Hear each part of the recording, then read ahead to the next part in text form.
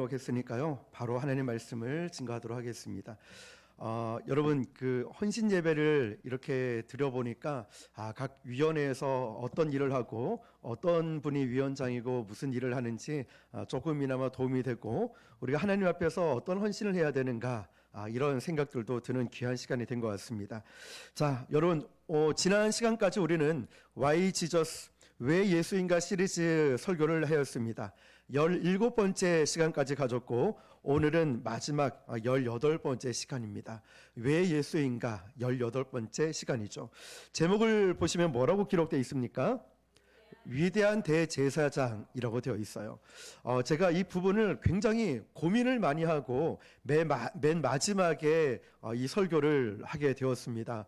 왜냐하면 수요일이나 금요일 같으면은 제사장, 대제사장 이렇게 얘기해도 어느 정도 이해가 되지만 주일 같은 경우는 초신자도 있고 또 아직 성경을 잘 모르시는 분들이 있기 때문에 이 설교를 해야 되나 말아야 되나 굉장히 고민하고 기도하는 가운데 그래서 어려운 부분들은 좀 다소 조금 빼놓고 우리 현실에서 적용할 수 있는 말씀 위주로 좀 집중해서 다루도록 해보겠습니다.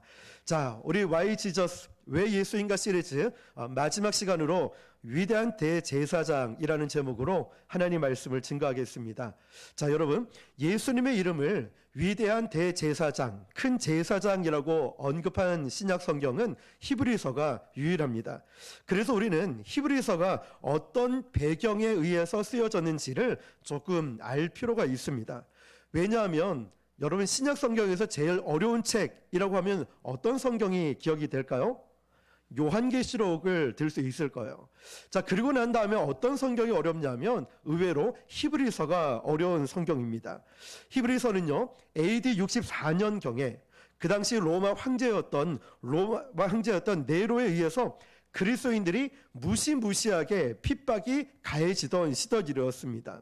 이 박해로 인해서 초대교회에 두 큰 지도자가 있었는데요. 우리가 잘 알고 있는 베드로와 사도 바울이 있었습니다. 그런데 베드로와 사도 바울이 이 당시에 순교를 당하고 수많은 크리스천들이 붙잡혀서 투옥당하고 고문까지 당하고 처형당했습니다. 그래서 히브리서 저자는요, 이런 무시무시한 핍박을 받고 있는 성도들에게 그래도 포기하지 마, 절망하지 마, 낙담하지 마라, 믿음의 선한 싸움을 끝까지 싸우라고 격려하기 위해서 쓰여진 책이 바로 히브리서라는 것입니다. 그래서 여러분 이 배경을 머릿속에 두면서 히브리서는 핍박과 고난과 박해가 있었는데 믿음을 지켜라, 끝까지 선한 싸움을 싸워라, 절망하지 마라, 낙담하지 마라, 이런 과정에서 쓰여졌다는 것을 꼭 기억하시길 바랍니다. 그리고 두 번째는요, 이제 막 복음을 듣고 있던 이 개종을 했던 크리스천들이 있었습니다. 이 당시 유대교에서 기독교인으로 개신교로 전향한 이 개종한 성도들이 있었어요. 이런 핍박이 가해지면 어떻게 될까요? 믿음이 약한 성도들은 내가 괜히 예수 믿었나 봐, 내가 괜히 교회 다니기 시작했나 봐, 이러면서 다시 유대교로 돌아가는 일들이 있었어요. 이것을 막기 위해서 히브리서를 기록했다는 것이죠. 이 당시 기독교는요 로마의 엄청난 핍박을 받고 있었습니다. 그런데 그에 반해 유대교는 로마 정부로 인해서 공식적인 승인을 받았기 때문에 직접적인 핍박, 박해를 받지 않았습니다. 게다가 유대인들은요 오히려 기독교인들이 유대교 입장에서 보면 이단이라는 취급을 받아서 당국에 고발까지 해놓은 상태예요. 그러니까 기독교를 이단 취급을 받았던 상황이죠. 끊임없이 기독교로 개종한 유대인들을 핍박하고 회유하려고 했습니다. 그리고 그리스도에 대한 복음을 믿음만 강조하고 있는 기독교인들만 달리 유대교는 구약시대부터 내려오고 있는 희생제사, 다시 말하면 율법을 잘 지키고 있다는 이 외형적인 종교 형태를 유지하고 있었습니다. 그래서 사람들이 보니까 이런 혈통적인 전통을 잘 지키고 있으니까 눈에 보기에는 안정감이 있다는 것이죠. 어쨌든 이런저런 이유로 믿음이 아직 여린 유대인 신자들에게 핍박이 계속되니까 결국 기독교를 버리고 다시 유대교로 돌아가는 사람들이 많았습니다. 그래서 히브리서 저자는 예수 그리스도께서 그리스도의 이 복음을 유대교 전통과 상반되는 것이 아니라 예수 그리스도야말로 구약의 모든 율법의 뭐가 될까요? 완성자가 된다는 거예요. 완전하시고 완성자는 인간이 아니라 예수 그리스도십니다. 이것을 강조하고자 했던 것입니다. 자, 그런 맥락에서 예수님께서 바로 우리의 오늘 말씀 제목처럼 위대한 대제사장이라는 이름이 나왔고 우리의 제사장이 된다는 것입니다. 자, 그러면 두 번째로 살펴볼 것은 이제 히브리서의 배경을 조금 우리가 이해했다면, 그러면 구약의 대제사장은 어떤 존재였을까? 우리가 성경을 배우고 예배를 들으면서 제사장 또는 대제사장 이야기를 들었어요. 그러면 하는 일이 뭡니까? 라고 물어볼 수 있겠죠. 구약의 예배에서는요, 반드시 하나님과 사람 사이의 중재자가 필요했어요.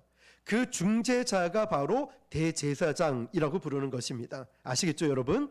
그래서 이 대제사장이 가지고 있는 상징적인 의미는 굉장히 큽니다. 모든 율법, 제사, 의식들이 바로 이 제사장을 통해서 이루어졌거든요.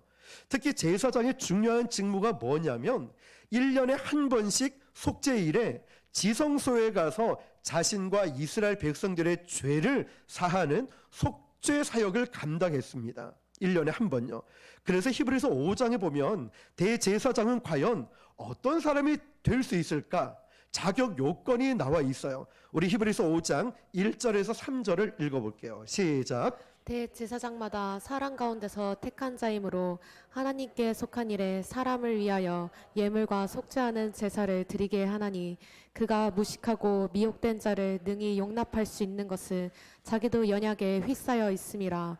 그러므로 백성을 위하여 속죄제를 드림과 같이 또한 자신을 위하여 또 드리는 것이 마땅하니라. 아멘. 자, 1절을 한번 그대로 띄워줘 보시고요. 대제사장이 될 수 있는 첫 번째 자격은 그가 사람이어야 된다는 거죠. 노란 글씨만 읽어볼게요. 시작. 사람 가운데서 택한 자. 아멘. 대제사장마다 사람 가운데 택한 자, 하늘에서 내려온 천사 같은 게 아니라 사람 가운데 택한 인물이 첫 번째 제사장의 자격 요건이었어요. 두 번째는 뭐냐면 2절을 제가 읽어드릴게요. 그가 무식하고 미혹된 자를 능히 용납할 수 있는 것은 자기도 연약함에 휩싸여 있음이라. 아멘. 자, 이 말이 뭐냐면 영적으로 무지해서 죄의 유혹에 빠져서 자꾸 넘어지는 자기가 이 자신인 거예요. 인간인 거예요. 왜냐? 이런 사람만이 남을 이해할 수 있고 사랑할 수 있다는 거예요. 넘어져 보고 아파보고 상처도 받아보고 배신감도 느껴보고 어떤 고통과 어려움을 당해봐야 저 사람의 심정 이해가 돼. 제가 얼마 전에 어깨가 굉장히 아팠었거든요. 병원 3군데를 다녔죠. 그러니까 아픈 사람 이해가 돼요. 우리 임정희 집사님 뭐 하나 차고 계시잖아요.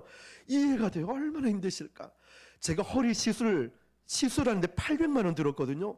고관절 여기도 다쳐보고 허리도 다쳐보고 무릎도 다쳐보고 젊어 보고 잘생겨 보이지만 제가 아픈 데가 많아요. 저도 왜 이렇게 크게 웃어요? 자, 어쨌든 아파 보니까 허리가 아프신 분, 저 교통사고 나서 목을 다쳐가지고요, 누워서 일어날 때 목을 잡고 일어나야 됐어요. 이 정도로 후유증에 시달려 봤습니다. 아파 보니까 그분들의 심정이 얼마나 고통스러운지 조금이나마 이해가 된다는 거죠. 마찬가지로 여러분, 무식하고 미혹된 자를 능히 용납할 수 있는 이유가 뭐냐? 자기도 연약함에 휩싸여 있다는 거예요. 자, 그래서 남을 이해할 수 있는 자는 아파 본 사람, 연약한 자, 바로 이런 사람이 대제사장의 자격 요건이었어요. 특이하게도. 그리고 세 번째 3절을 보니까요, 그러므로 백성을 위하여 속죄제를 드림과 같이 또한 자신을 위하여 드리는 것이 마땅하니라. 아멘. 자, 그래서 1년에 한 번씩 속죄제를 드릴 때마다 대제사장은 누구를 위해서 먼저 속죄제를 드리냐면 나 자신을 위해서, 속죄제를 드리고 나서 또 다른 백성을 위해서 속죄제를 드렸다는 거예요. 여러분 참 놀랍지 않습니까? 하나님과 사람 사이의 중재자로 깨끗하고 거룩해 보이는 천사를 세우지 않고 죄 많은 사람 가운데 한 사람을 선택했다는 것. 그 이유가 뭐였죠? 그 사람만이 아픈 사람, 힘들고 연약한 사람을 이해할 수 있기 때문에. 그래서 여러분, 이 목사가 되기 위해서 이게 쉬운 게 아닌 것 같아요. 그렇죠? 이 많은 경험, 아픔과 슬픔, 억울함을 다 겪어봐야 그분의 심정을 이해할 수 있다는 거 말이죠. 그 사람만이 사람의 심정을 가장 잘 공감할 수 있기 때문에, 그래서 이 사람이 인간이어서 결혼도 해보고 자식을 키워보고 속도 끌어보고 병도 걸려보고 사업하다 망해도 보고 친구에게 배신도 당해보고 인생의 모든 희노애락을 다 겪어본 사람만이 다른 사람의 심정을 가장 잘 이해할 수 있기 때문이라는 거죠. 그래서 오히려 대제사장의 연약함이 자격 요건이었다는 거예요. 그리고 너도 그렇게 연약한 인간이니까 제사장이라고 너 교만하지 마. 쉽게 표현하면 야, 너 목사라고 교만하지 마. 너도 똑같은 인간이고 부족하고 연약한 존재야. 뭐 잘났다고 어깨에 힘주고 다녀. 이런 말이죠. 그래서 형제 위에 군림할 수가 없다는 거예요. 똑같은 연약한 인간이기 때문에. 남을 함부로 판단하지 마. 정죄하면 안 돼. 너도 똑같아. 라고 말하는 것. 하나님의 용서를 받아야 될 인간이기 때문에 연약한 백성들을 이해할 수 있고 너는 그들을 위해서 중보 기도해라. 이런 뜻으로 하나님은 대제사장을 인간 중에 세워주셨다는 것입니다. 자, 여러분, 대제사장의 자격에 중요한 것이 또 그 임명권이 누구로부터 올까요? 하나님으로부터 온다는 것. 히브리서 5장 4절입니다. 시작. 이 종기는 아무도 스스로 취하지 못하고 오직 아론과 같이 하나님의 부르심을 받은 자라야 할 것이니라. 아멘. 하나님의 부르심을 받은 자만이 제사장이 될 수 있다는 것. 여러분, 목사도 아무나 되는 게 아니겠죠. 물론 나 목사 될게, 할 거 없어서 목사할게요, 이러면 안 된다는 거죠. 하나님의 부르심이 있는 자만이 사꾼 목자가 되는 것이 아니라 선한 목자 대신 주님을 본받아 살아갈 수 있다는 것. 자, 여러분, 이 제사장은 참 존귀합니다. 그런데 하나님의 입혀준 권위가 있는데, 야, 이 권위 목사 되니까 좋은 옷 입고 다니는 뭐 이렇게 좋게 보인다고 이렇게 해서 내가 하고 싶다고 해서 제사장이 되는 게 아니에요. 제가 제사장 해보겠습니다. 저는 성경을 좀 배웠고요, 3대 4대째 기독교 집안이에요. 그렇다고 제사장이 될 수 있는 게 아니라는 거예요. 혹시나 키 크고 잘생기고 영화배우처럼 멋진 사람이라고 해서 인기 투표해서 제가 제사장 하겠습니다, 안 된다는 거예요. 우리는 사무엘 상하, 열왕기 상하 말씀을 배우고 있으면서 사울이 왕이 되었을 때 그 실상을 보지 않았습니까? 인간의 왕을 좀 세워달라 해서 그래, 한번 네 알아서 해봐. 인간의 욕심으로 세운 왕이 결국 마지막 실패의 경험들을 우리는 수없이 많이 보지 않습니까? 자, 하나님의 주권적으로 세워지는 것이 바로 제사장이라는 것입니다. 그런데 아까 좀 전에 읽었던 말씀에서 4절에서 노란 글씨만 한번 읽어볼게요. 시작. 아론과 같이 하나님의 부르심을 받은 자. 아멘.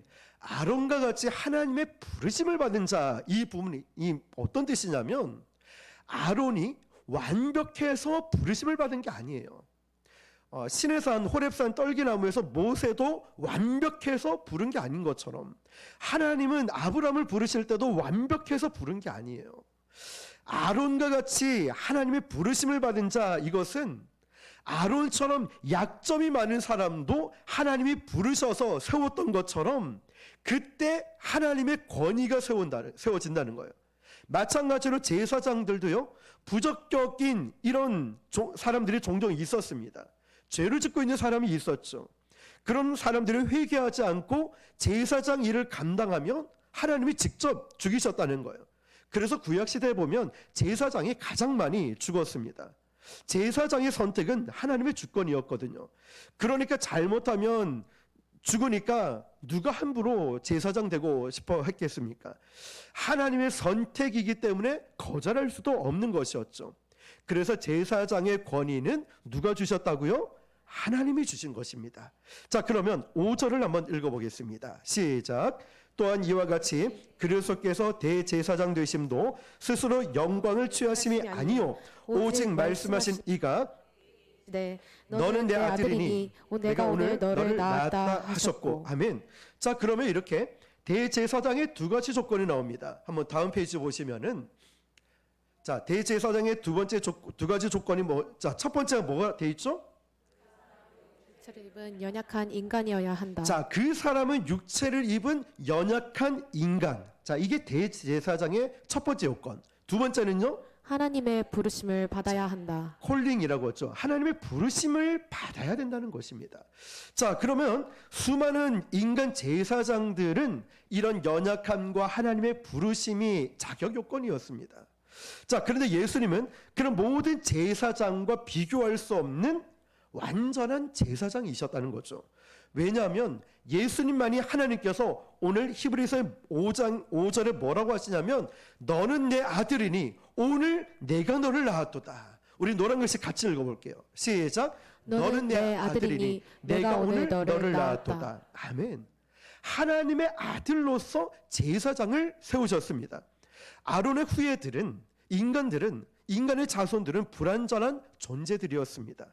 자기들도 죄 사함을 받아야 되는 존재였죠. 그러나 예수님은요, 죄 사함을 받으실 수 없는 완전하신 하나님의 아들이셨습니다.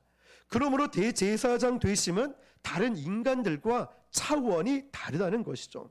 자, 그러면 오늘 본문으로 돌아와서 히브리서 4장 14절을 읽어볼게요. 시작. 그러므로 우리에게 큰 대제사장이 계시니 승천하시니 곧 하나님의 아들 예수시라. 우리가 믿는 도리를 굳게 잡을지어다. 아멘. 여기서 승천하신, 하늘로 오르신이라는 뜻이죠. 하나님의 아들 예수님께서 우리에게 큰 제사장으로 계신다는 것은 예수님께서 대제사장의 직무 수행이 지금 이 땅이 아닌 하늘에서 진행되고 있다는 거예요. 그래서 예수님이 오시기 전 구약시대의 제사장은 1년마다 매년 속죄일마다 자신의 죄와 이 백성들의 죄를 속하기 위해서 매년 희생 제물을 바쳐야만 했습니다. 그러나 우리 제사장이신 예수님은 인간의 모든 죄를 속하기 위해서 속죄 제물을 드렸는데 양을 드렸을까요? 염소를 드렸을까요? 비둘기를 드렸을까요? 뭐를 드렸을까요? 예수님 자신을 드린 거예요. 그래서 예수님만이 제사장이신 동시에 어린 양이었던 거죠. 이것은 엄청난 은혜라는 것을 우리가 알아야 됩니다. 구약시대는 한 사람의 죄를 사하기 위해서는요, 한 마리의 동물을 속죄로 바쳐야 됐습니다. 그것도 매년 죄를 지을 때마다 새로운 제물을 드려야 했거든요. 구약시대의 속죄 제사가 잘못된 게 아니에요. 여러분 한번 상상을 해보세요. 성전 마당에 1년에 한 번씩 절기 때마다 수만 마리의 양들이 죽어가는 소리. 그 마당에는, 그 성전은 피비린내가 가득할 거예요. 이 사람들이 죄를 씻을 길이 없다는 거예요. 너무나 힘들고 지친 일이라는 거죠. 구약시대에 따르면은 속죄 짐승 한 마리를 가지고 한 사람의 죄를 용서했거든요. 그러나 예수님은 단 한 번의 십자가의 죽으심으로 우리 인류의 과거, 현재, 미래 모든 것을 다 속죄해 주셨습니다. 그만큼 예수님의 보혈은 귀하기 때문이죠. 예수님의 보혈로 드리는 제사가 얼마나 귀합니까? 만약에 예수님의 보혈이 아니었다면 우리도 매년 양을 잡아야 될지 몰라요. 구약시대처럼 이 모든 제사를 드려야 했지만 우리 예수님의 십자가의 은혜로 우리가 구원함을 받고 죄사함을 받았습니다.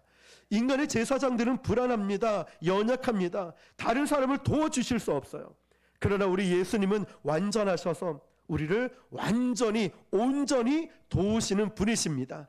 인간의 제사장은 늙고 수명이 다하면 더 이상 직무를 감당할 수가 없습니다. 그러나 영원한 예수님이신 우리 주님은 어제나 오늘이나 내일이나 변함없이 우리를 도와주시고 간구하시는 분이십니다. 그 보배로우신 주님의 임재, 바로 대제사장이신 예수님을 통하여서 우리는 하나님의 임재 가운데 나아갈 수가 있습니다. 이것을 구체적으로 이제 우리의 삶에 적용해 보면 우리가 일을 하고 있는 사무실 책상에서도 부엌에서 설거지를 할 때도 하나님의 임재를 체험할 수 있습니다. 사업을 하면서 어떤 사인과 결제를 할 때도요, 힘든 상사 앞에서 어려운 말을 들을 때도 우리는 하나님의 임재 가운데 들어갈 수 있어요. 왜냐하면 영원한 대제사장이신 예수님은 시간, 장소, 때를 가리지 않고 늘 우리를 주님의 임재 가운데 인도하시기 때문이죠. 하나님, 제가 힘듭니다. 마음이 참 어렵습니다. 육체적 질병으로 너무 힘듭니다. 그때 영원한 대제사장이신 예수님을 초대하는 거예요. 주님의 임재 가운데 제가 들어가길 원합니다. 그래서 우리 예수님을 바로 대제사장 앞에 수식어가 뭐냐면 영원한 대제사장이라고 고백하는 거예요. 그런 예배처럼 엄청난 중요한 메시지인 겁니다. 왜냐? 예배를 예배되게 만드는 열쇠가 대제사장이신 예수 그리스도의 임재에 있거든요. 예수님의 임재에 있다는 것입니다. 그래서 여러분, 위대한 대제사장이신 예수님께서 하시는 중요한 일 몇 가지가 있습니다. 우리의 삶에 적용할 부분이죠. 첫 번째가 뭐냐면 우리가 시험을 이길 수 있도록 지금도 도와주고 계십니다. 믿으십니까? 15절 같이 읽겠습니다. 시작. 우리에게 있는 대제사장은 우리의 연약함을 동정하지 못하실 이가 아니요 모든 일에 우리와 똑같이 시험을 받으시니로되 죄는 없으시니라. 아멘. 우리가 지난 시간 Why Jesus? 왜 예수인가 시리즈 설교를 보면 인자이신 예수 그리스도에 대해서 말씀을 나눈 적이 있습니다. 그 인자를 얘기할 때 예수님을 이야기를 다루었지만 예수님은 인간의 육체의 몸을 입고 사시면서 우리 인간이 겪어야 될 모든 고통을 몸소 다 겪으셨습니다. 나사렛 예수께서는 가난의 서름이 무엇인지를 겪으셨고 학벌과 배경, 학벌의 배경이 짧아서 받는 핍박이 어떤 건지도 겪으셨습니다. 병들고 실직 당하는 어려움이 어떤 것인지 예수님도 겪으셨고 주변 사람들에게 인정받지 못하고 사람들에게 배신당하고 매맞는 기분이 어떤 것인지 우리 예수님은 다 인간으로서 겪어보셨습니다. 그래서 우리가 주님 앞에 나아갈 때 우리 주님이 나를 알까? 내가 얼마나 서러운지, 내가 얼마나 마음이 힘든지, 내가 얼마나 아픈지, 내가 배신감 당해서 서러움을 겪고 있는지 우리 주님은 알까? 내가 왕따 당하고 내가 정말 사람들에게 말하지 못하는 고통 있는 거 예수님은 알까? 이런 걱정을 할 필요가 없다는 것입니다. 왜냐하면 우리 주님은 이미 다 겪어보셨기 때문이에요. 그러므로 우리를 이해할 수도 없고 이해하려고 하지도 않는 이 사람들 통해서 너무 괴로워하지 마십시오.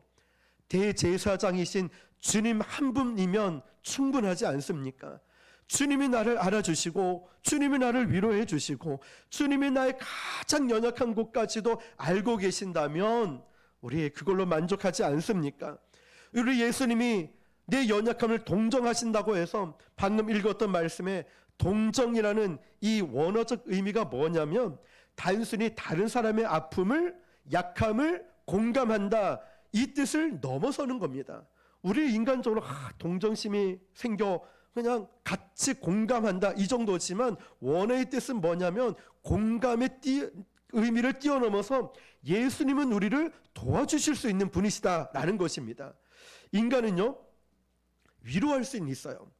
집사님 우리 청년 힘들지, 위로할 수는 있어요. 인간은. 그러나 구원할 수는 없습니다.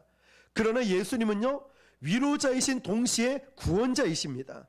예수님은 저와 여러분의 눈물을 닦아주시면서 다시 일어날 수 있는 힘을 주시는 분이십니다. 우리 예수님은 저와 여러분에게 힐링을 주시면서 또한 빅토리, 승리를 주시는 분이십니다. 주님은 우리의 연약함을 이해하시기도 하지만 능력자이시기 때문에 약함을 딛고 일어설 수 있는 기적의 발판이 되어 주실 것입니다. 믿으십니까 여러분? 이를 위해서 주님이 하신 중요한 일이 있습니다. 뭘까요? 하나님의 사람이 이 세상을 살아가면서 겪고 있는 이 영적인 시험들이 있죠. 예수님도 그 똑같은 시험을 온몸으로 먼저 겪으셨다는 거예요. 자 여러분, 우리 주님이 공생애를 시작할 때를 한번 생각해 보십시오. 주님이 공생애를 시작하셨을 때 겪었던 시험의 순서가 참 중요합니다. 처음에는 하늘 문이 열려서 성령이 비둘기처럼 임했죠.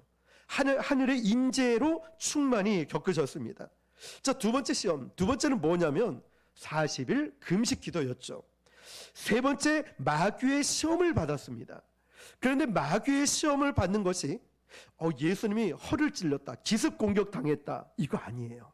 마태복음 4장 1절을 읽어볼게요. 시작. 그때 예수께서 성령에게 이끌려 마귀에게 시험을 받으러 광야로 가사. 아멘. 자, 이 부분 여러분 정확하게 아셔야 됩니다.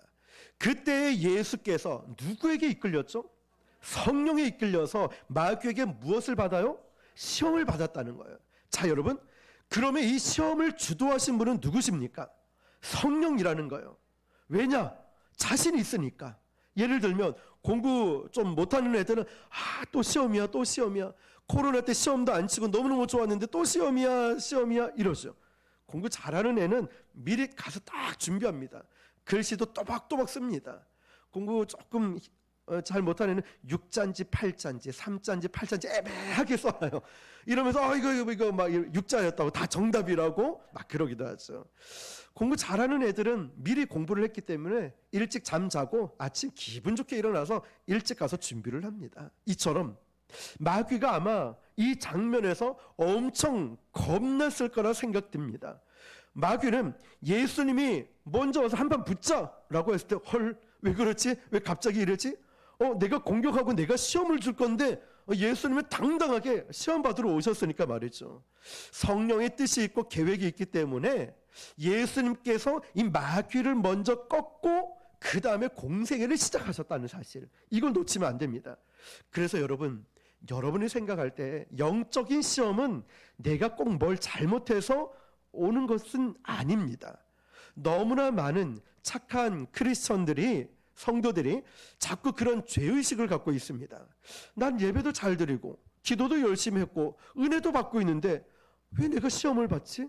왜 내가 이런 어려움을 경험하지? 내가 죄를 지었나? 이런 말씀을 하는 분도 계십니다. 그런데 여러분, 내가 꼭 뭘 잘못해서 시험을 받는다면 생각해 보세요. 예수님은 왜 시험 받으셨을까? 예수님은 왜 시험을 받으셨을까요? 그러므로 시험이 꼭 내가 뭘 잘못해서 받는 게 아닌 겁니다. 예수님은 성령을 체험하시고 기도도 열심히 하셨지만 시험을 받으셨습니다. 왜 그럴까요? 시험은 또 다른 기회이기 때문이죠. 예수님께서는 사역을 시작하기 전에 바로 이 사역의 걸림돌이 되는 마귀의 권세를 먼저 깨뜨리셨다는 거예요. 자, 여러분, 그래서 앞으로의 사역이 시작되는 모든 여정의 승리를 확보하기 위해서 가장 힘든 시험을 먼저 치르고 그 다음에 사역이 시작됐다는 거예요. 자, 여러분, 그러니까 성령의 이끌리심을 받아 시험 받았다 함은 마귀가 예수님을 공격하기 전에 하나님이 예수님을 통해서 마귀를 공격한 겁니다. 마귀가 화들짝 놀란 거예요. 그래서 마귀가 인간들에게 써먹었던 그런 기술들을 가지고 온 거예요. 방법들을 가지고 와서 예수님에게도 크게 세 가지를 딱 공격을 합니다. 이러면 넘어질 거야. 왜냐? 많은 인간들이 이런 공격, 이런 유혹을 해봤을 때 넘어지니까 예수님께도 딱 가지고 옵니다. 그것을 예수님이 하나님으로서 받으신 것이 아니라 인간의 육체로 오셨기 때문에 인간의 몸으로 똑같이 그 시험을 가장 먼저 받으셨어요. 그래서 앞으로 우리도 이제 기억을 합니다. 나도 이런 시험을 똑같이 받을 수 있어요. 여러분도 그러면 오늘 말씀을 모범 답안으로 딱 기억하고 이 시험이 오면 이렇게 이겨야 되는구나, 이걸 발견할 수 있길 축복합니다. 첫 번째 시험이 여러분 뭔지 기억하시죠? 돌을 떡으로 바꿔라. 돌이 변하여 떡이 되게 하라 시험이었어요. 이게 뭐냐? 돈의 시험, 물질의 시험이었어요. 그런데 순서를 꼭 기억해야 됩니다. 왜 첫 번째 시험이 돈의 시험, 물질의 시험이었을까? 돌이 변하여 떡이 되게 해라. 왜 그랬을까요? 마귀가 가장 잘 쓰는 수법이 있고 많은 성도들을 무너뜨릴 수 있는 게 돈 문제였어요. 돈. 너무나 현실적인 거예요. 먹고 사는 문제가 제일 시급한 거 아닙니까? 이러면서 돈 때문에 자존심 상하고 돈 때문에 우정도 깨지고 돈 때문에 가족도 갈라서고 예수 믿는 집안들도 돈 때문에 무너지는 경우들이 많이 있어요. 그래서 할 수만 있으면 이 돌이 떡으로 만들고 싶은 마음이 누구에게나 있다는 거예요. 그런 기도를 수없이 우리가 많이 하는 거예요. 하나님, 돈을 주십시오. 물질을 주십시오. 저 은행에 있는 돈이 다 아버지 거 아닙니까? 주십시오. 잘 안 주셔요. 얼마나 까다로우신지. 아버지의 때가 있으니 아버지 때를 기다려야 되는데 맞아요. 여러분, 어쨌든 잘 나가다가 물질 문제로 시험 드는 경우 성도들 우리 주변에 많이 보지 않습니까? 바로 그 성도들, 어쩌면 제가 될 수 있겠죠? 주님께서 먼저 이 시험을 돌파하셨다는 거예요. 어떻게 해요? 그러므로 우리가 기억해야 될 것은 예수님 돈 문제 모른다고 생각하면 안 됩니다. 왜냐? 예수님은 그걸 잘 알고 마귀도 그걸 잘 알고 중요하게 생각하니까 그 시험 제일 먼저 돌파하신 거예요. 뭐라고 돌파하십니까? 사람이 떡으로만 살 것이 아니요 오직 하나님의 말씀으로 살 것이니라. 할렐루야. 우리에게 물질의 시험, 돈의 시험, 먹고 사는 문제가 올 때마다 돈, 돈 이렇게 막 빠지지 마시고 이 말씀을 기억하는 거예요. 사람이 떡으로만 살 것이 아니라 하나님의 말씀으로 산다. 말씀을 붙들고 기도하고 주님을 의지하는 거예요. 주님은 바로 이 모범 답안을 제시하고 있는 것이죠. 그걸로 돌파하신 거예요. 하나님께서 눈에 보이는 물질을 보이는 축복을 잠시 여러분에게 허락하지 않으셨다면 하나님 말씀을 의심하지 마시길 바랍니다. 왜 응답이 없어? 왜 빨리 안 주시는 거야? 이러면서 하나님의 사랑을 무시하면 안 됩니다. 사람이 떡으로만 살 것이 아니요 하나님의 입에서 나오는 말씀으로 살 것이라고 우리는 이 말씀을 붙잡고 여러분 물질적으로 먹고 사는 문제, 돈 문제로 가장 힘들고 시험 들 때에 바로 주님의 말씀을 그 말씀의 임재를 여러분 삶으로 여러분 가슴으로 초대하시길 바랍니다. 그때부터 기적이 일어날 것입니다. 마귀가 던진 두 번째 시험 여러분 기억하시죠? 예수님을 순식간에 높은 곳으로 딱 데려갑니다. 야, 예수요, 당신이 여기서 나한테 경배하면 내가 LTE보다 더 빠르게 너에게 이 세상 권세를 너에게 주겠다. 무슨 시험입니까? 빨리 성공해라. 빨리 성공하라는 거예요. 하나님의 일을 좀 효율적으로 효과적으로 해야 되지 않냐? 빨리빨리 좀 해. 한국 사람이 제일 좋아하는 시험이죠. 빠른 성공, 최연소 졸업, 최연소 수료, 고속 성장. 많은 하나님의 사람들이 이 유혹에 넘어질 때가 있어요. 마귀 시험의 핵심 두 번째 뭐냐면, 야, 십자가의 길로 가지 마. 좁은 길로 가지 마. 왜 유별나게 너만 그렇게 고생해야 돼? 그냥 이렇게 저렇게 해서 인간의 길로 가서 하나님의 뜻을 이루라는 거예요. 하나님의 뜻이 아닌 인간의 길로, 세속적인 길로 가자. 뭐 어떻게든 하면 되는 거 아니냐. 그런데 예수님은 그걸 거절하셨습니다. 왜냐하면 느리게 가더라도 하나님의 길을 가겠다는 것입니다. 십자가의 길을 택하겠다는 것입니다. 오늘 예배위원회에 속한 새가족팀, 안내, 주차, 찬양팀, 방송팀, 성례부, 우리 모든 예배위원회에 속한 모든 분들이 십자가 길을 선택하고 갈 수 있기를 축복합니다. 우리가 가야 할 길이 바로 그 길이에요. 넓고 큰 길을 가기보다 사람들이 인정해 주지 않는다 할지라도 우리는 그 길을 걸어가는 것입니다. 십자가를 택하는 거죠. 지금도 어쩌면 우리도 그 시험을 이렇게 얘기합니다. 마귀가 빠른 성공을 얘기합니다. 효율적인 세상적 방법을 제시하면서 그 십자가 피하라고 합니다. 십자가의 길로 가지 마. 그러나 그때 우리는 예수님처럼 이겨야 우리에게 은혜가 오는 줄 믿으시길 바랍니다. 사랑하는 성도 여러분, 우리의 대제사장이신 예수님이 우리를 위해서 얼마나 위대한 일을 행하셨는지 아시겠습니까? 미리 인간의 몸으로 오셔서 몸소 다 겪어보셔서 저와 여러분을 다 알고 계셔요. 가장 중요한 시험이 무엇인지도 알고 먼저 겪으시면서 말씀으로 이겨내셨습니다. 우리가 세상에서 가장 어쩌면 힘든 시험인 돈의 시험, 빠름의 성공의 시험을 먼저 우리 예수님이 돌파하시고 우리를 기다리고 계십니다. 그리고 우리도 그 시험을 이길 수 있도록 도와주고 계십니다. 우리가 시험을 당하면서도 기도로 예수님께 도움을 구하지 않는다면 우리는 백전백패할 것이에요. 기도하지 않으니까 말이죠. 기도하지 않고 우리는 결코 마귀의 시험을 뚫고 나갈 수가 없습니다. 왜냐하면 예수님도 시험 당할 때에 기도하셨거든요. 시험 당할 때마다 기도하셨거든요. 예수님이 기도하셨다면 우리 중에 기도 안 해도 되는 사람은 한 사람도 없다는 거예요. 그래서 우리가 시험이 심각하면 심각하게 기도해야 돼요. 우리가 화요일마다 중보 기도 있죠. 또 금요일마다 기도 시간을 갖고 있죠. 새벽 기도하죠. 날마다 기도의 시간을 놓치지 않고 우리 권사님들이 날마다 또 기도하려 애쓰고 우리 집사님, 우리 청년, 장로님, 집사님 모두가 다 기도하기에 애를 쓰고 있지 않습니까?